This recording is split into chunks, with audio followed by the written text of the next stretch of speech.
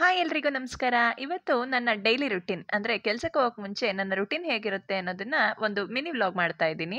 So ಬೆಳಗ್ಗೆ ಸ್ವಲ್ಪ ಬೇಗ ಎದ್ದು ಕಸ ಗುಡಿಸಿ, ಮನೆ ಒರೆಸಿ, ಮಾಮೂಲಿ ಪಾತ್ರೆ ಎಲ್ಲ ತೊಳೆದು ನೀಟಾಗಿ ದೇವ್ರ ಪೂಜೆ ಎಲ್ಲ ಮಾಡ್ಕೊಂಡಿದ್ದೆ. ಸೊ ಅಡುಗೆ ಮನೆಯಲ್ಲಿ ತಿಂಡಿಗೆ ಡಬ್ಬಿಗೆ ಎಲ್ಲ ರೆಡಿ ಮಾಡ್ಕೋಬೇಕಲ್ಲ, ಹಾಗಾಗಿ ಚಪಾತಿಗೆ ರೆಡಿ ಮಾಡ್ಕೊಂಡಿದ್ದೆ. ಹಾಗೆ ಬಿಸಿ ಬಿಸಿಯಾಗಿ ಅನ್ನ ಮಾಡ್ತಾ ಇದ್ದೆ, ಹಾಲು ಕಾಯಿಸಿ ಹಾಗೆ ಸಾಂಬಾರು ಮಾಡಿಟ್ಟಿದ್ದೆ. ಆಲ್ಮೋಸ್ಟ್ ಬೆಳಗ್ಗೆ 7:30 ಅಂದ್ರೆ ನಮ್ಮ ಮನೇಲಿ ಇಷ್ಟೆಲ್ಲ ಕೆಲಸ ಆಗಿರ್ಲೇಬೇಕು.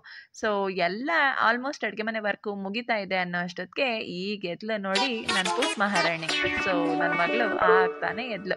ಎದ್ಮೇಲೇನಪ್ಪ ಶುರು ಆಯ್ತು ಹೊಸ ಕತೆ ಅಂತಿದ್ದೀರಾ? ಸೊ ಇದು ಅಪ್ಪ ಮಗಳ ಮಿನಿ ಫೈಟಿಂಗ್.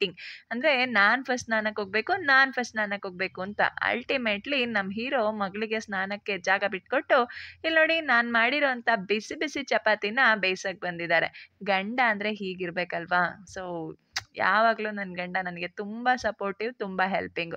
ಇವತ್ತು ಅವ್ರಿಗೆ ಸೆಕೆಂಡ್ ಶಿಫ್ಟು. ಸೊ ಬೆಳಗ್ಗೆ ಮನೆ ಕೆಲಸದಲ್ಲಿ ತುಂಬಾನೇ ಹೆಲ್ಪ್ ಮಾಡಿದ್ರು.